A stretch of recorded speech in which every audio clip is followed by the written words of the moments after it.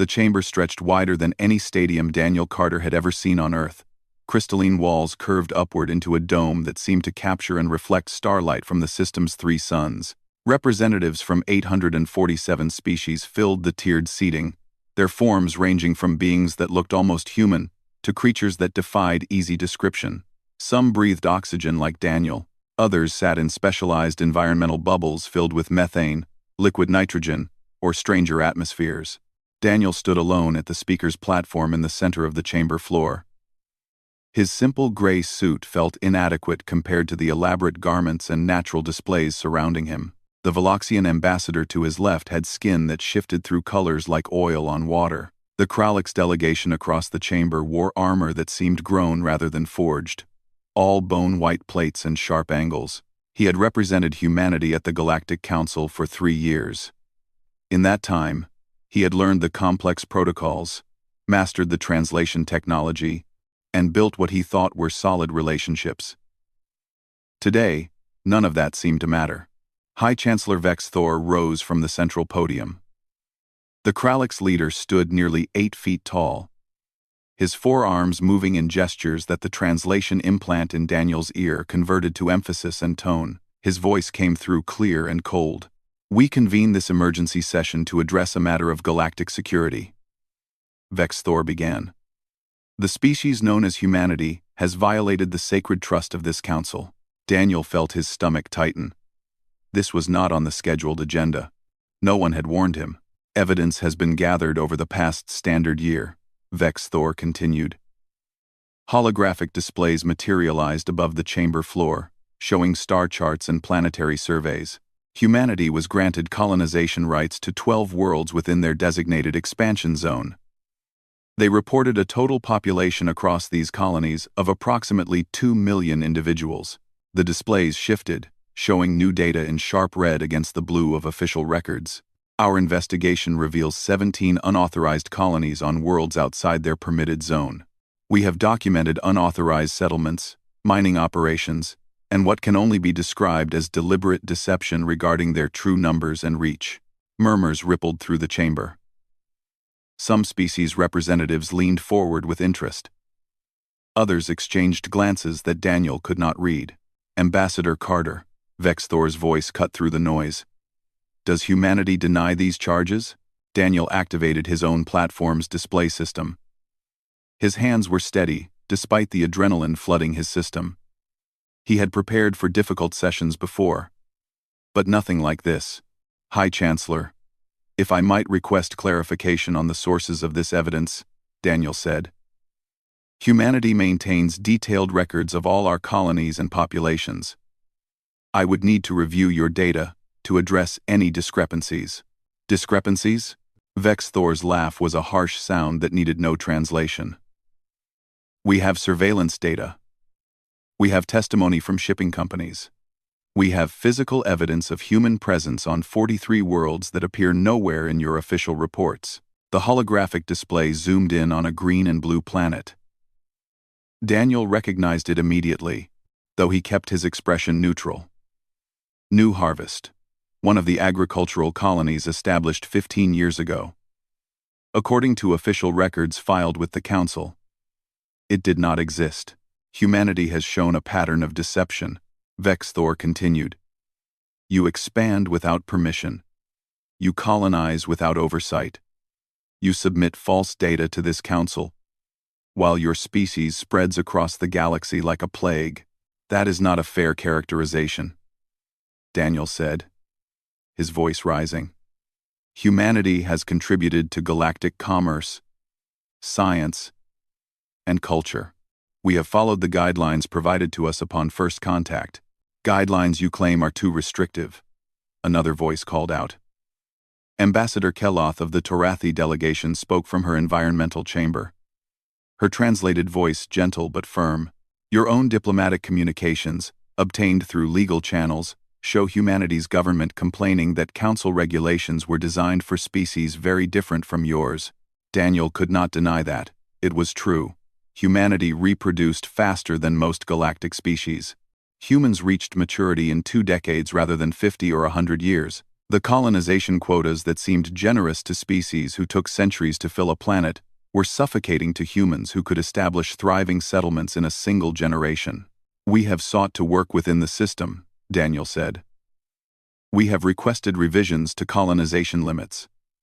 We have proposed alternative frameworks that account for human biology and culture.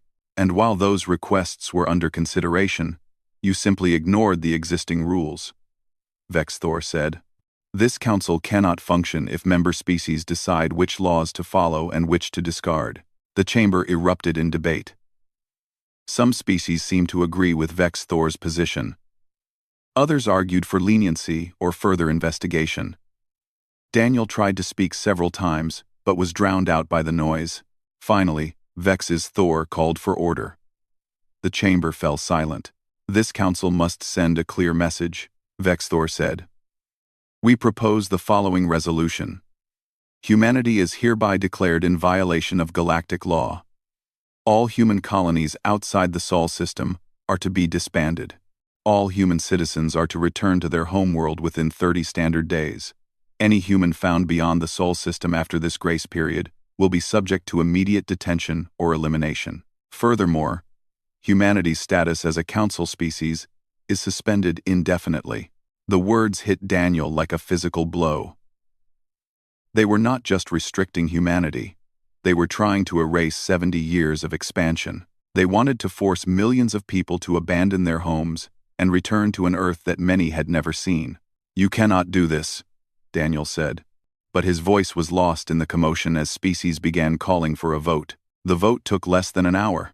The holographic display showed the results in stark numbers: 783 in favor, 64 against, with abstentions from species who maintained neutrality in all political matters. Humanity was outlawed. Security officers, members of the Veloxian peacekeeping force, approached Daniel's platform. They were professional and polite, but the message was clear. He was to leave the chamber immediately. Daniel gathered his data tablets and personal items. As he walked toward the exit, he passed close to Vex's Thor's podium. The High Chancellor looked down at him with something that might have been satisfaction, or might have been relief. "You should have stayed in your corner of the galaxy," Vexthor said quietly. "Humanity is not ready for the complexity of galactic civilization." Daniel stopped. He looked up at the Kralix leader and spoke in a voice too low for the translation systems to broadcast across the chamber. "High Chancellor, I respectfully suggest you might want to reconsider this vote. I do not think you understand what you have just done." Vexthor's expression, alien as it was, clearly conveyed dismissal. "A threat from a defeated ambassador? How predictable." "Not a threat," Daniel said. "A warning. You are making decisions based on incomplete information." "We have all the information we need," Vexthor replied. "Your species will learn to accept the Council's authority, or you will learn to live in isolation." Daniel nodded slowly and continued toward the exit. The security officers escorted him through corridors of polished stone and living metal until they reached the docking bay where his ship waited. The Wanderer was a civilian transport, unarmed and unimpressive compared to the sleek warships and massive cargo vessels that filled the station. Captain Lisa Monroe stood at the base of the boarding ramp, her arms crossed and her expression grim. "I watched the council feed," she said as Daniel approached. "They really did it. They outlawed us." "Yes," Daniel confirmed. He climbed the ramp, and Lisa fell into step beside him. "So what do we do now?" she asked. Daniel waited until they were inside the ship, away from any potential surveillance. The airlock sealed behind them with a solid thunk. "Send the message," Daniel said. "All networks, all channels, every contact we have. Use the authentication codes we were given for exactly this scenario." Lisa's eyes widened. "You are sure? Once we send that, there is no going back." "The council voted to erase us," Daniel said. "They left us no choice. It is time humanity stopped pretending." Lisa moved to the communications console and began entering commands. Her fingers flew across the controls as she composed a message that would reach across the galaxy. Daniel watched the stars through the viewport. Somewhere out there, on hundreds of worlds the Council did not know about. Millions of humans were going about their lives. Farming, mining, trading, teaching, building families and communities. In 30 days, they were supposed to abandon all of that. Daniel smiled grimly. The Galactic Council had just made the biggest mistake in its 1,000-year history. They had outlawed humanity. But it was already too late. The message reached Theta Reach mining colony 36 hours after the Council vote. Kyle Banks was 3 kilometers underground when his comm unit chimed with the priority alert signal. He paused his inspection of the new tunnel supports and pulled the device from his belt.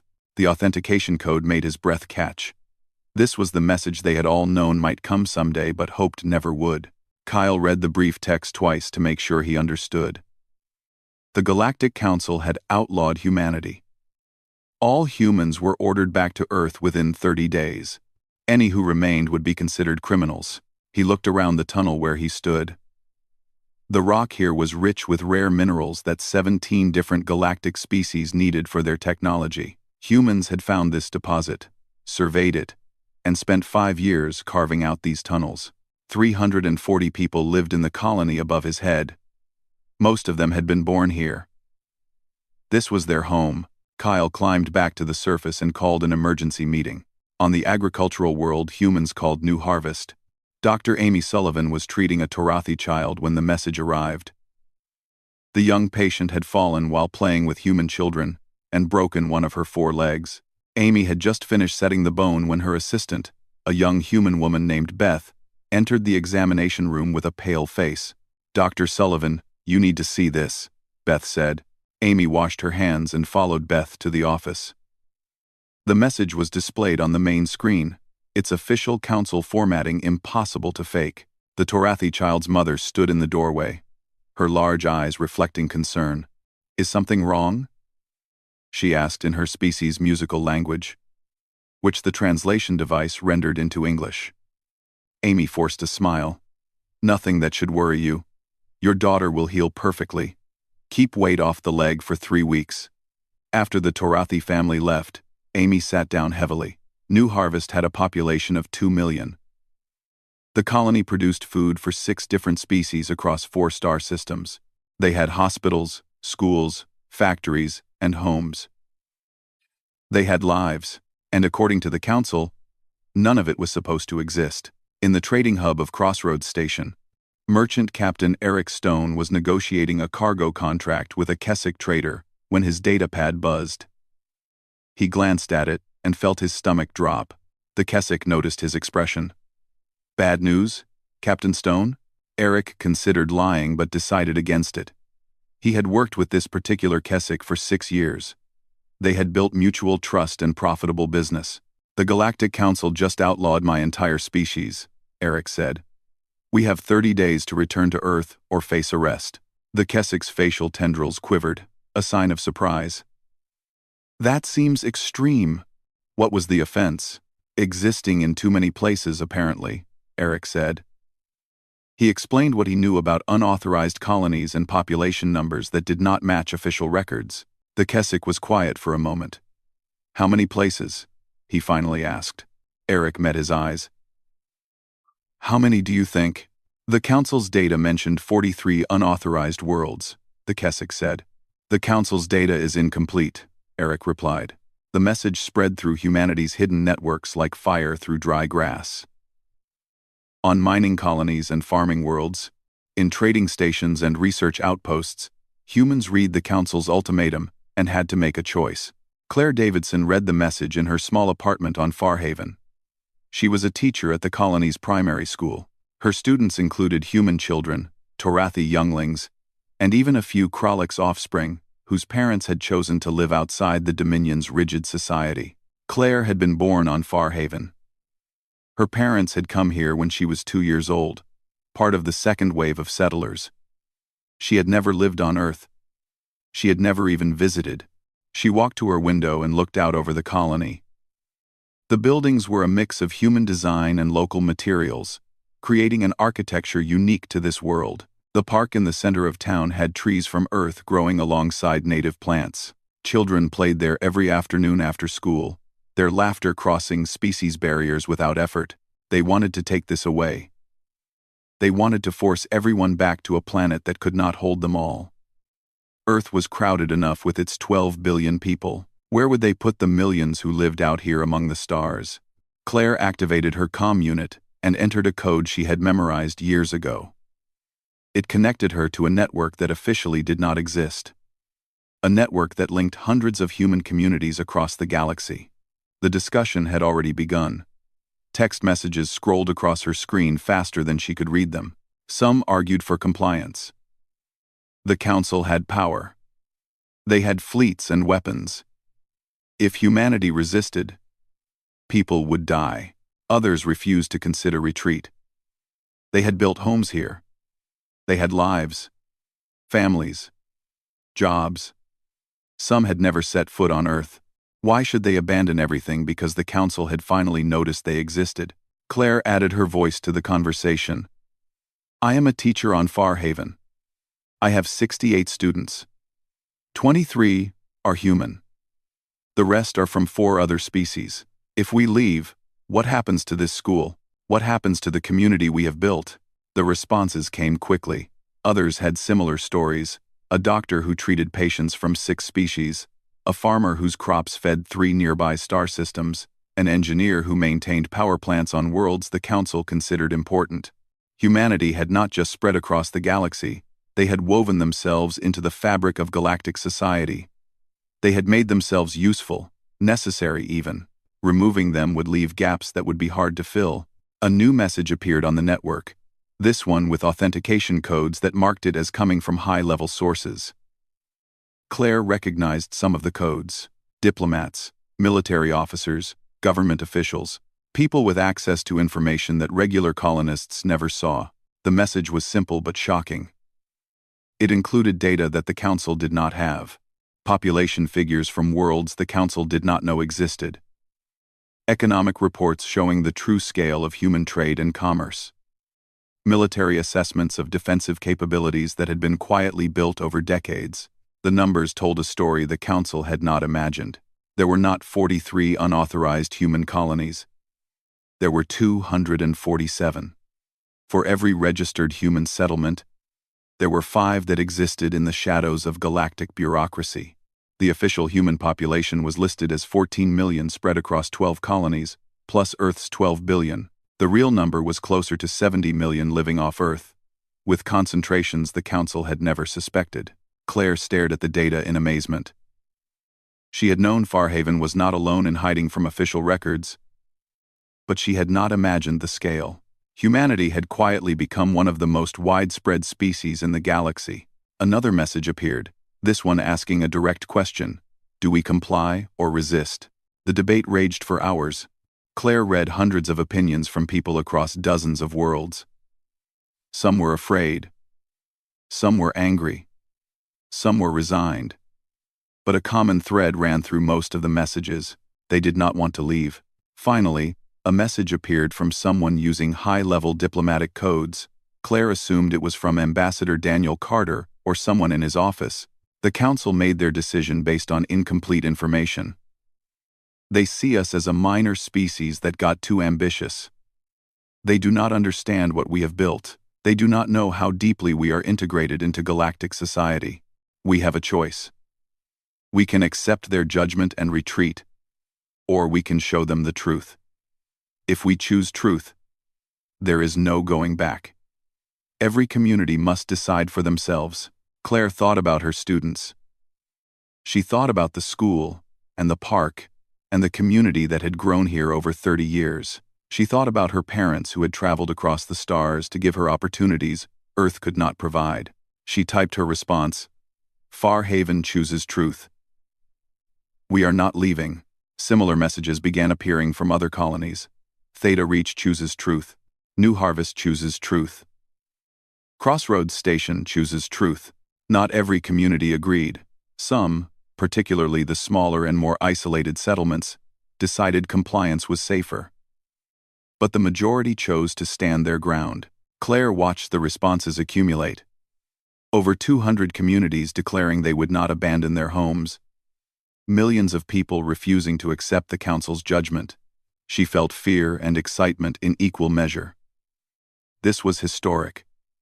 This was dangerous.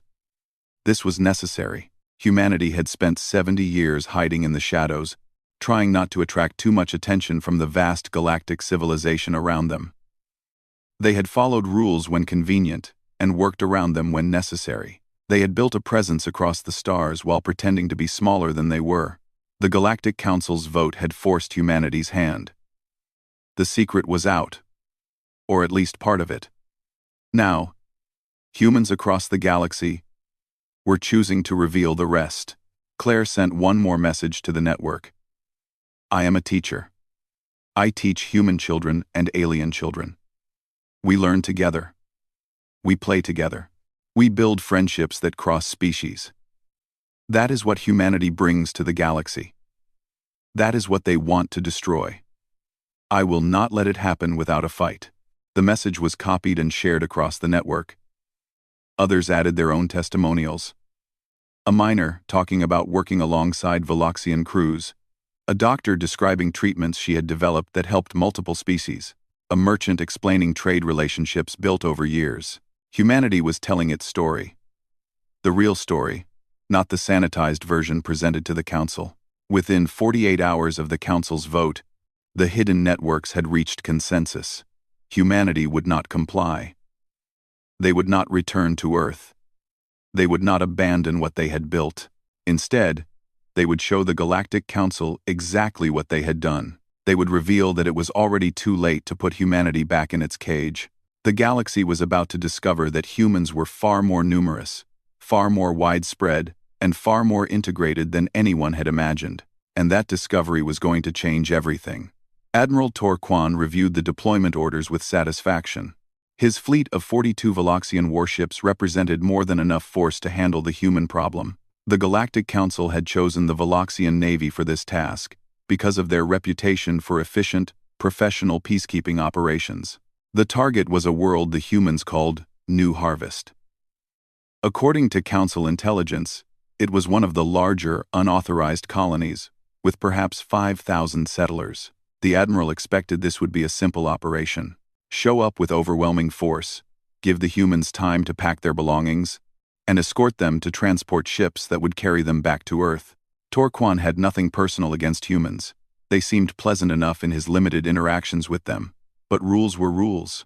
The Council had made its decision, and enforcing that decision was his duty. The fleet dropped out of faster-than-light travel at the edge of the New Harvest system. Scanners immediately began mapping the inner planets and analyzing the colony's location on the Third World. Admiral, you should see this, his sensor officer said, her voice carrying a note of concern. Torquan moved to the sensor station. The display showed New Harvest in detail, and the numbers made no sense. There must be an error in the scanning software, Torquan said. This shows millions of life signs. I have run 3 separate diagnostic checks, the sensor officer replied. The readings are accurate. I am detecting approximately 2 million humans on the surface, plus another 30,000 in orbital facilities. Torquan felt a cold knot form in his stomach.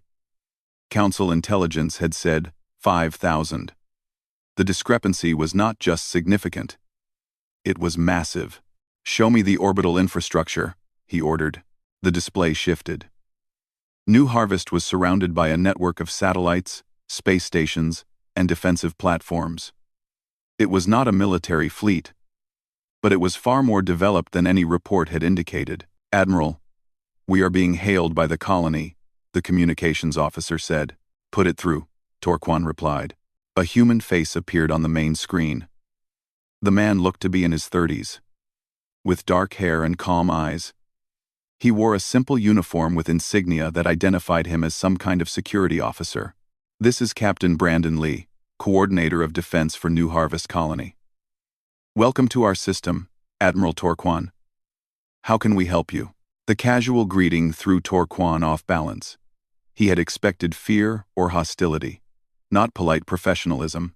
I am here under the authority of the Galactic Council, Torquan said, recovering his composure.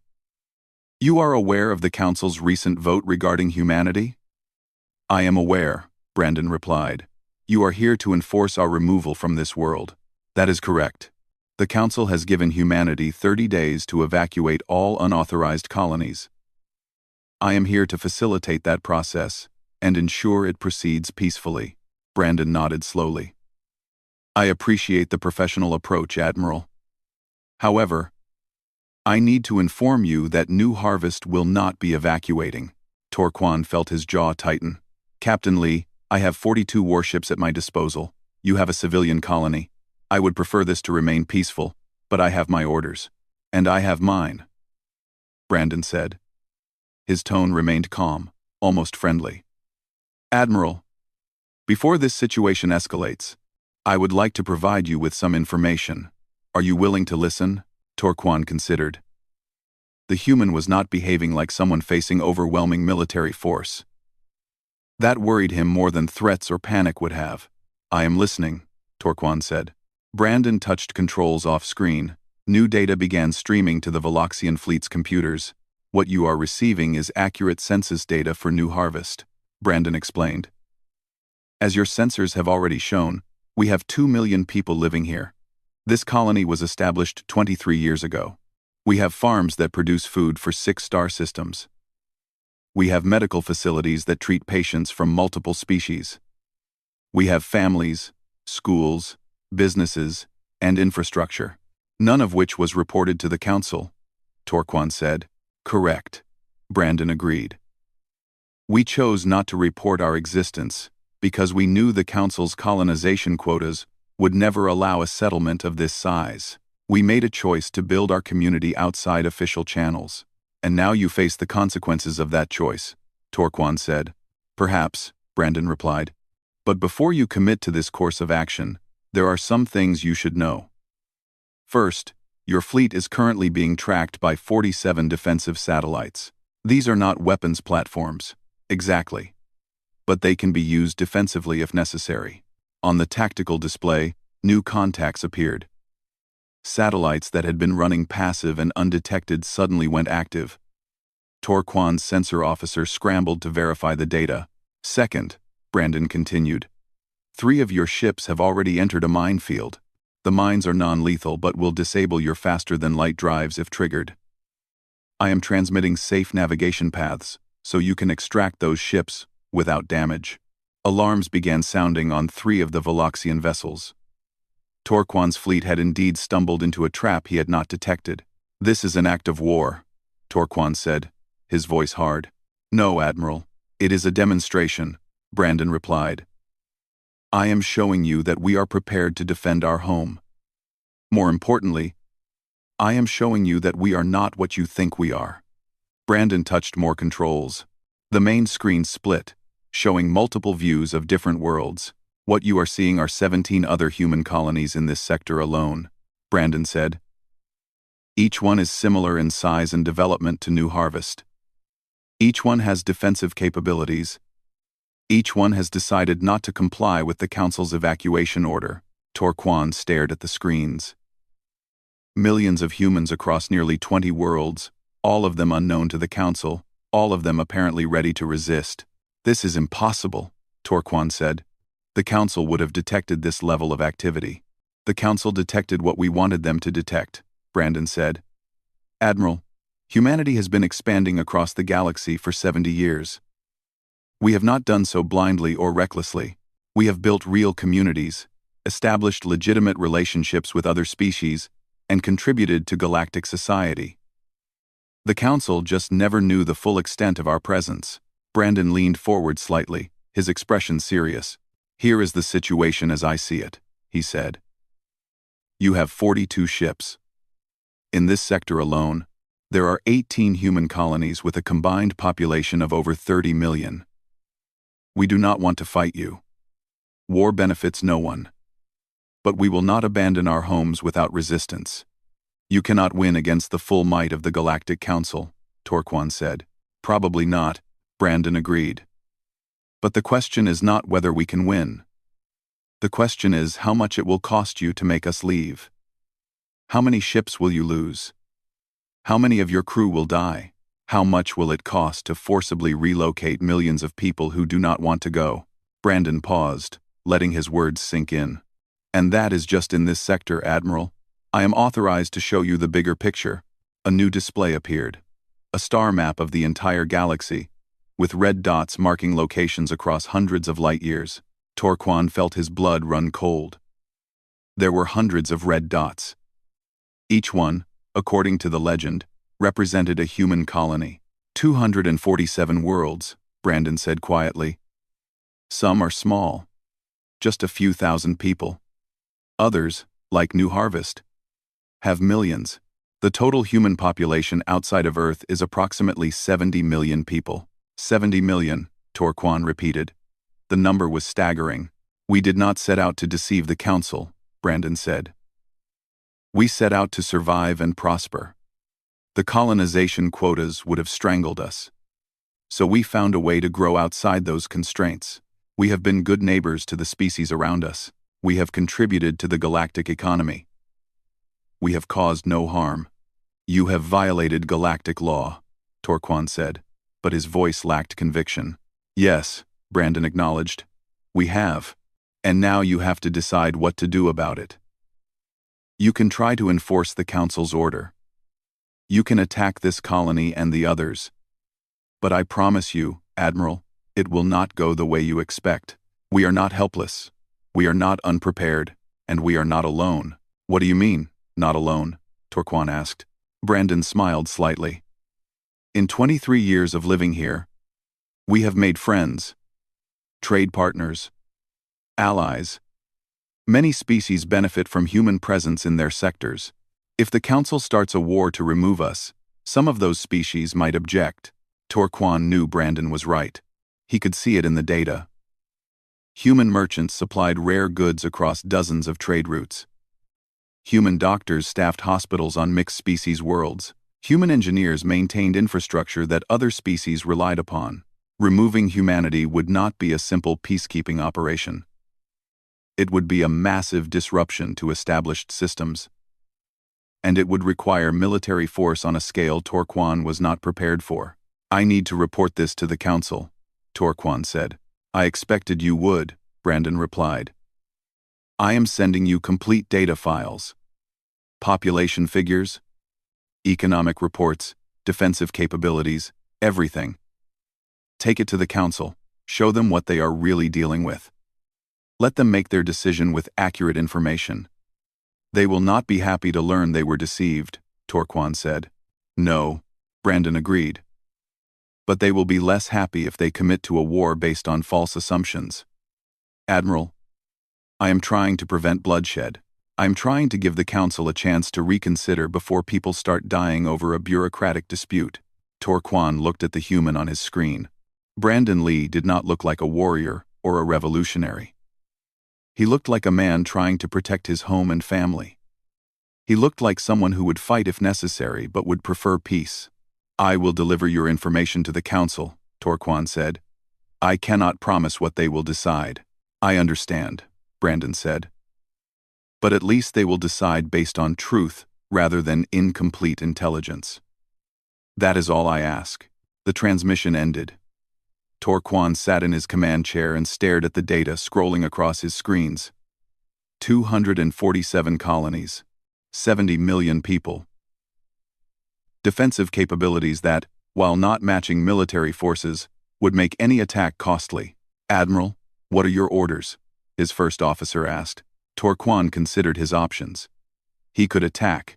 He had the firepower to destroy New Harvest's defenses and force the colonists to evacuate. But they would resist, and people would die. And then he would have to do the same thing at 17 other colonies in this sector alone. And then what? Move to the next sector and repeat the process? Try to forcibly relocate 70 million people who did not want to leave? Set course back to Council space, Torquan ordered. Maximum speed. I need to deliver this report to the High Council immediately. As his fleet prepared to depart, Torquan composed his message to the Council. He chose his words carefully, knowing they would likely trigger another crisis. The problem was far larger than anyone had imagined. Humanity had not just violated a few treaties. They had quietly become one of the most widespread species in the galaxy, and they were not going to leave quietly. The emergency session of the Galactic Council made the previous meeting look calm by comparison. Representatives from 847 species filled the chamber, and most of them were shouting. High Chancellor Vex Thor stood at the central podium, his four arms gesturing for silence. It took nearly 20 minutes for the chamber to quiet enough for him to speak. "We have received Admiral Torquan's report," Vex Thor said, his voice amplified to fill the massive space.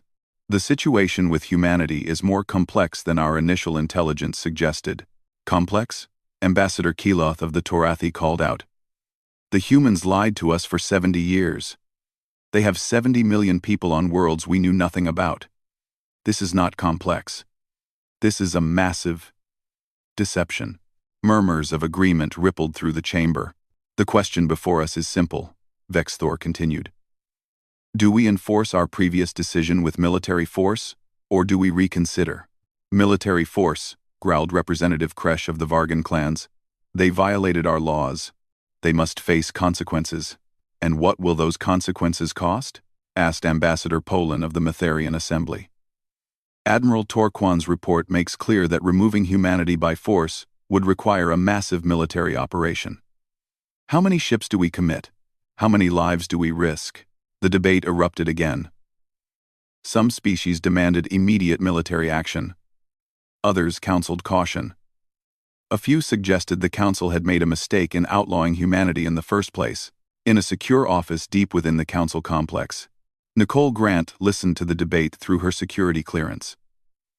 Officially, she was an intelligence analyst working for the Council's security apparatus. In reality, she had been feeding information to human networks for 5 years. Nicole had grown up on Earth but spent her adult life working in the shadows of galactic politics. She understood how the Council operated, how decisions were made, and where the leverage points were. When the vote to outlaw humanity had passed, she had known exactly what information to leak and where to send it. Now she prepared to release the second wave.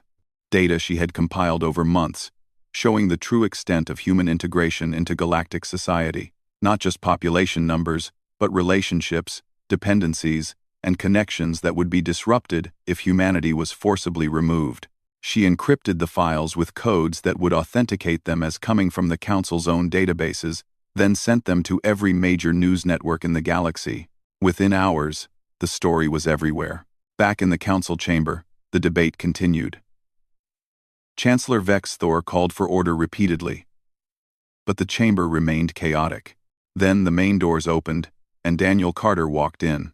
He was not alone. Behind him came 40 people, each wearing different styles of clothing, each clearly human but representing different colonies across the galaxy. "This session is closed to human representatives," Vex Thor said coldly. "With respect, High Chancellor, I am still officially humanity's ambassador, until the Council revokes my credentials," Daniel replied. "And these individuals have traveled from their homes to speak to this body. I ask that you grant them the courtesy of being heard." Vex Thor looked ready to refuse, but Ambassador Keleth spoke up. "Let them speak," she said. "We should hear what they have to say before we make decisions that will affect millions of lives." Other voices joined in support. Vex Thor had no choice but to agree. Daniel activated the chamber's holographic display system. Images appeared above the floor, showing human colonies across the galaxy. "Members of the Council, you have accused humanity of deception," Daniel began. "That accusation is fair. We did not fully disclose our population or our settlements, but I want you to understand why." He gestured to the people behind him. "These are not military officers or government officials. They are farmers, teachers, doctors, engineers, and merchants. They represent the reality of human expansion across the galaxy." One by one, the colonists stepped forward to speak. Scott Williams, a farmer from Greenfield Colony, spoke first. "I grow food," he said simply.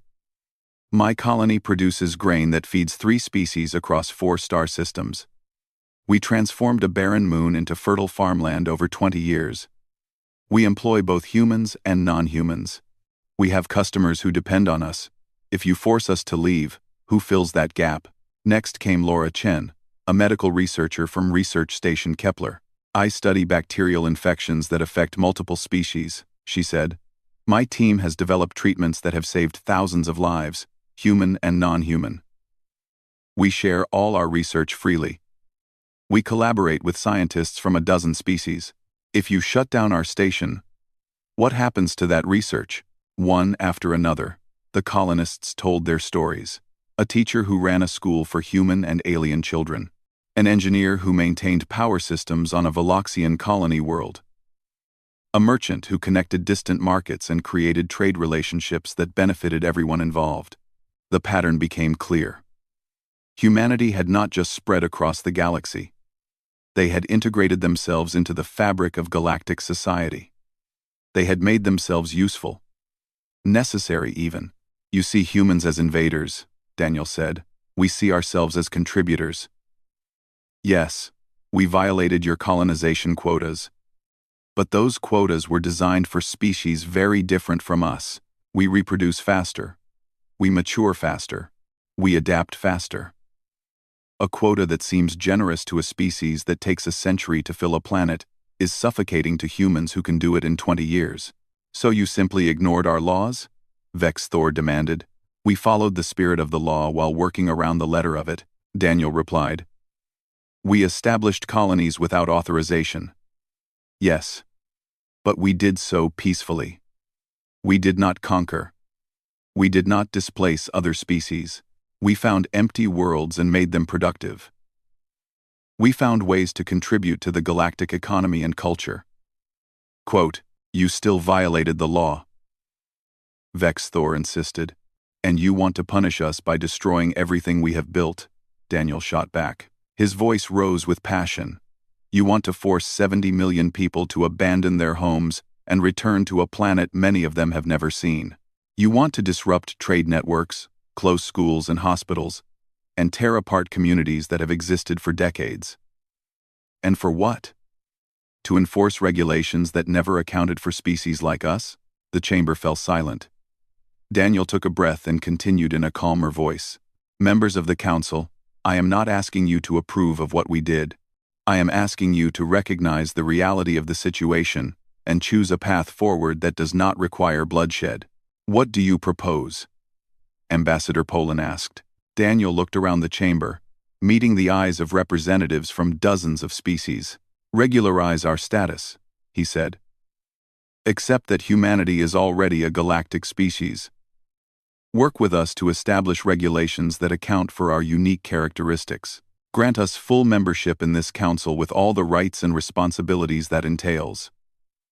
In exchange, we will submit accurate census data, pay reparations for unauthorized colonization, and accept reasonable oversight. Reasonable oversight, Vex Thor repeated with obvious skepticism. Oversight that allows us to grow while respecting the concerns of other species, Daniel clarified. We are not asking for unlimited expansion. We are asking for fair treatment that accounts for who we are. And if we refuse? Vex Thor asked. Daniel's expression hardened. Then you will have a war that no one wants, and everyone will lose. Admiral Torquan's report makes clear that removing us by force will be costly. But beyond the immediate military cost, think about the long-term consequences. He gestured to the colonists behind him. These people have alien friends, business partners, colleagues, and neighbors. Species you represent have connections to human communities. If you attack us, you attack those relationships. Some species may object, some may resist. You risk fracturing this council over a bureaucratic dispute. The chamber erupted in debate again. Species representatives argued among themselves. Some seemed swayed by Daniel's arguments. Others remained committed to enforcement. Nicole Grant, watching from her office, released another round of data. This batch included economic analysis, showing exactly how much disruption a forced removal of humanity would cause, supply chains that would break, trade relationships that would collapse, infrastructure that would fail without human maintenance. The news networks picked up the story immediately. Within hours, public opinion across the galaxy was shifting. Many species had never given much thought to humans before. Now they were learning that human doctors treated their sick, human farmers fed their populations, and human engineers maintained systems they depended on. The debate in the council chamber continued for 3 days. Species representatives returned to their governments for instructions. Some received orders to support humanity. Others were told to oppose any leniency. Finally, Vex Thor called for a vote on Daniel's proposal. The chamber fell silent as the results were tallied. 434 in favor, 413 against. The motion passed by the narrowest margin in council history. Vex Thor looked at the results with obvious displeasure, but he was bound by council rules. The motion carries, he announced. Humanity's outlawed status is rescinded. Ambassador Carter, your proposal is accepted with the following conditions. He read from a prepared statement. Humanity would submit complete and accurate census data within 90 days. They would pay reparations to be determined by a special commission. They would accept council observers on their major colonies for 50 years. In exchange, humanity would be granted full council membership, and their colonies would be legally recognized. Daniel nodded slowly. The terms were harsh but acceptable. More importantly, they avoided war. On behalf of humanity, I accept these conditions, Daniel said formally. The chamber emptied slowly as representatives filed out. Some congratulated Daniel. Others glared at him with obvious hostility. The vote had been close, and many species remained deeply opposed to humanity's presence. Outside the chamber, the colonists who had spoken gathered around Daniel. Did we just save the galaxy from a war? Scott Williams asked. We gave them an alternative to war, Daniel replied. Whether that sticks depends on what happens next. We need to prove that humanity can be trusted to follow the rules we just agreed to. Laura Chen looked worried. Some of our colonies are not going to like the idea of council observers watching everything they do.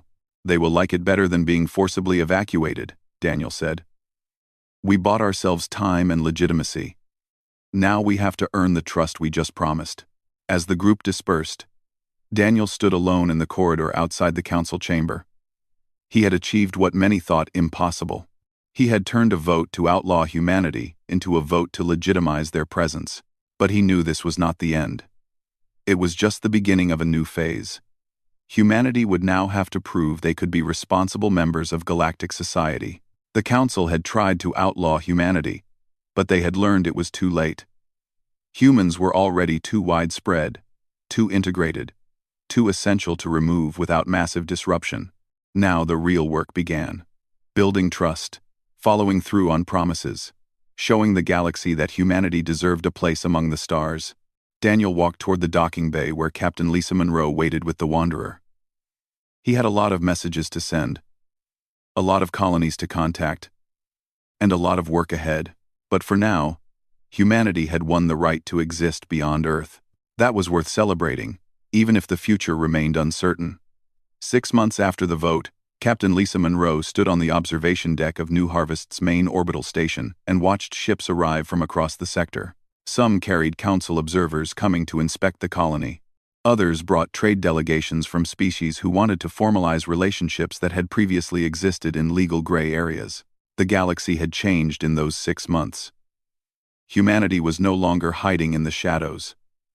They were out in the open. And the adjustment was not easy for anyone. Captain Monroe, a voice called from behind her. Lisa turned to see a Kralix officer approaching. He wore the uniform of the Council Observer Corps, the organization created specifically to monitor humanity's compliance with the agreement. I am Observer Kelrix, he said.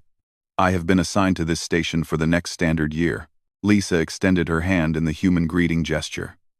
Kelrix studied it for a moment before reaching out with one of his forearms to grasp it. Welcome to New Harvest, Lisa said. I hope your stay is productive.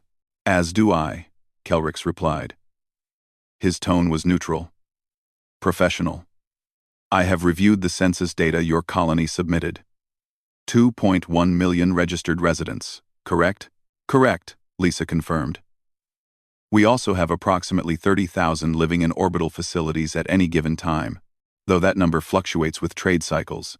The data appears accurate, Kelrix said. This is a significant change from 6 months ago, when the Council believed this world did not officially exist. This is one. And in you are left at A1. In the Seaman, Lisa smiled slightly. We have had to make a lot of changes. But we are committed to transparency now. Why the change? Kelrix asked.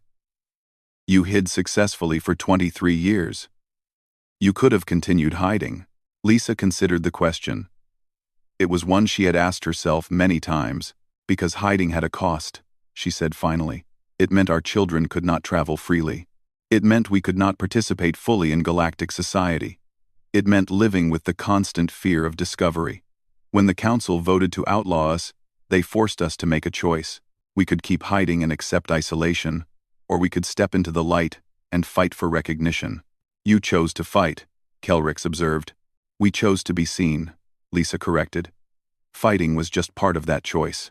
Across the galaxy, similar conversations were happening on hundreds of human colonies. Council observers arrived, expecting to find criminal operations or military installations. Instead, they found schools, farms, hospitals, and communities. On Theta Reach, Kyle Banks gave a Torathi observer a tour of the mining operations. He explained the safety procedures, the environmental protections, and the profit-sharing agreements that gave workers from multiple species equal stakes in the mine's success. This is not what I expected, the Torathi observer admitted. The reports suggested unauthorized mining operations extracting resources illegally. We are extracting resources, Kyle said, but we are doing it safely and sustainably. These minerals are sold to 17 different species across 6 sectors. Everyone benefits. On Farhaven, Claire Davidson watched Council observers sit in on her classes. The human children behaved well. Eager to show they were normal students, the alien children seemed less concerned, treating the observers like any other visitors. During recess, a Kralix child approached one of the observers. That is my friend Jenny, the child said, pointing to a human girl. She taught me how to play tag. Do you want to play tag? The observer looked uncomfortable. I am here to observe, not to play. Observing is boring, the child said matter-of-factly before running off to join the game. Claire walked over to the observer and smiled. Children do not care much about politics, she said. They just care about whether someone is nice to them. You teach them together, the observer noted. Humans and non-humans in the same classroom. Of course, Claire said. Why would we separate them? They live in the same community. They will grow up together. Better they learn to understand each other now. The observer made notes on his datapad but said nothing. Back on Earth, Ambassador Daniel Carter sat in a meeting with representatives from humanity's various governments. The room was filled with tension. Some governments had supported the colonies from the beginning. Others had tried to maintain distance, fearing Council repercussions. Now they all had to work together. The Reparations Commission has set the payment at 5 billion credits, Daniel announced. To be paid over 20 years. Daniel announced. 5 billion? One representative protested. That is robbery. That is compromise, Daniel replied. Some council members wanted 50 billion. Others wanted us to forfeit entire colonies. 5 billion over 20 years is painful but manageable. And what do we get in return? Another representative asked. Legal recognition for 247 colonies, Daniel said. Full council membership. The right to expand within agreed-upon parameters. The opportunity to participate in galactic society without hiding. Worth it, a third representative said. We have been paying the cost of secrecy for 70 years. Time to pay for legitimacy instead. The meeting continued for hours as they worked out the details of compliance. Which colonies would host observers?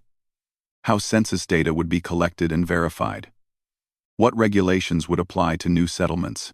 On Crossroads Station, Merchant Captain Eric Stone met with the Kessick trader he had worked with for years. I must admit, Captain Stone, I am impressed, the Kessick said.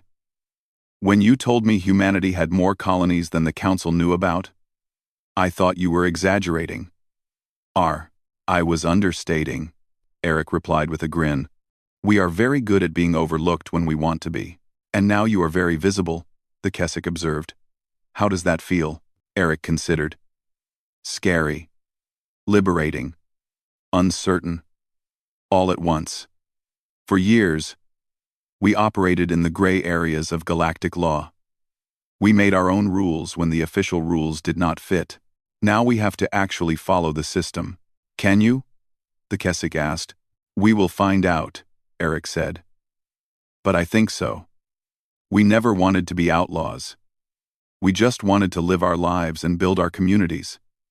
If the Council can accommodate that, we can accommodate their oversight. 3 months later, the Council Observer Corps released its first comprehensive report on humanity's colonies. The document was thousands of pages long, covering everything from population distributions to economic activity to cultural practices. The conclusions were surprising to many council members. Human colonies were generally well managed. They maintained good relations with neighboring species. They contributed positively to local economies. They showed no signs of military buildup or aggressive expansion. The biggest violations were administrative. Paperwork not filed. Permits not obtained. Census data not submitted. In other words, humanity's greatest crime was bureaucratic non-compliance, not actual harm.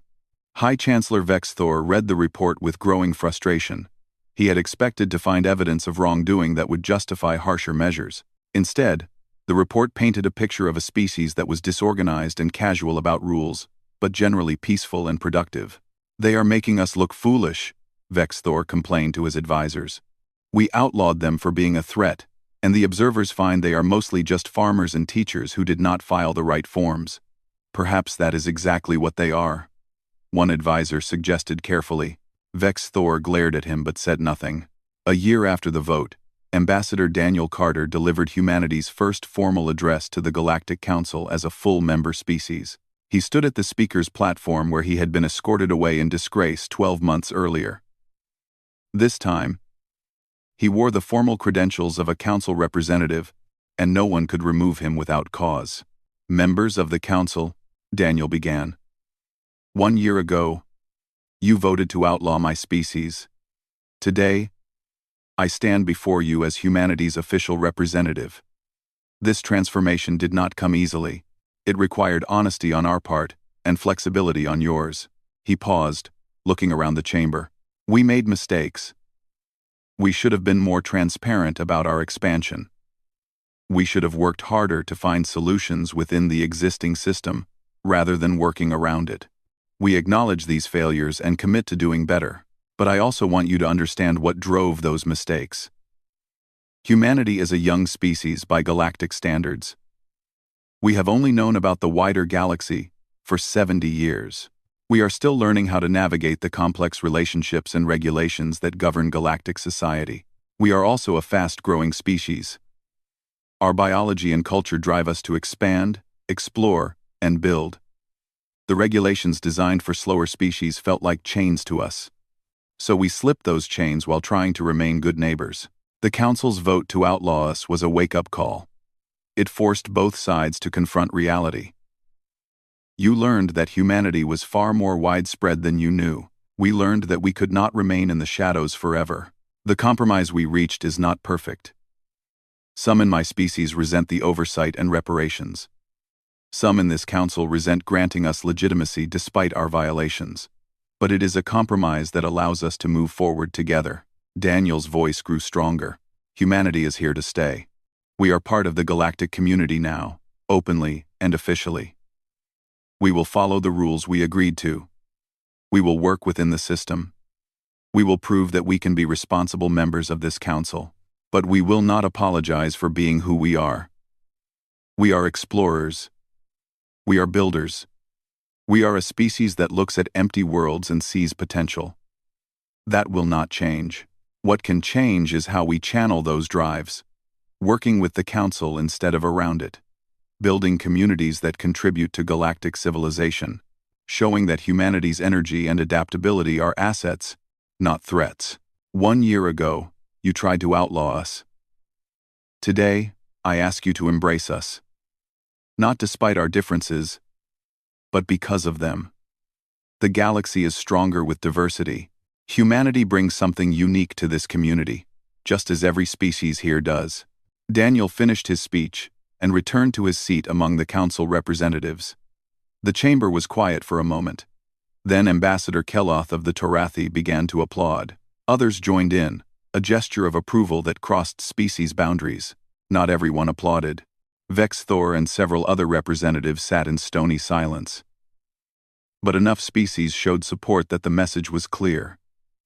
Humanity had earned a place at the table. That evening, Daniel returned to the Wanderer where Lisa waited. "How did it go?" she asked. "Better than expected," Daniel said. "We are not universally loved, but we are accepted. That is enough for now." Lisa smiled. "The colonies are settling into the new normal. The observers are less intrusive than we feared. Trade is picking up now that we can operate openly. I think we are going to be okay." "I think so too," Daniel agreed. He looked out at the stars beyond the viewport. The council tried to put humanity back in a cage. They tried to force us back to Earth and erase 70 years of expansion. "But it was already too late," Lisa said. "Yes," Daniel confirmed. "We had already spread too far, integrated too deeply, made ourselves too essential. They could not remove us without tearing holes in the fabric they had woven, so they adapted instead," Lisa said. "As did we," Daniel pointed out. "We stopped hiding. We accepted oversight. We compromised." They stood together in comfortable silence, watching ships move through the orbital traffic patterns around the Council's capital world. Human ships moved among them now, no longer pretending to be something they were not. On New Harvest, Brandon Lee watched the sun set over the colony he had helped defend. Council observers walked the streets freely now, their presence a reminder of the compromise that had saved this world from war. Children played in the central plaza, human and alien together, exactly as they had before the crisis. Nothing had really changed for them. They still went to school, played with their friends, and dreamed about the future. The adults knew better. Everything had changed. Humanity had stepped out of the shadows and claimed their place in the galaxy.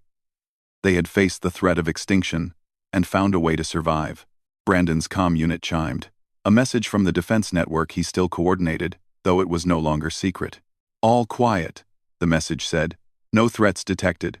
Routine patrols only." Brandon smiled. Quiet was good. Routine was good. After a year of crisis and uncertainty, boring normalcy felt like a gift. The Galactic Council had tried to outlaw humanity. They had voted to erase human colonies and force millions back to Earth. They had seen humanity as a problem to be solved, but humanity had shown them a different truth. They were not a problem, they were a reality. A reality too widespread, too integrated, and too valuable to simply eliminate. The Council learned to accept that reality.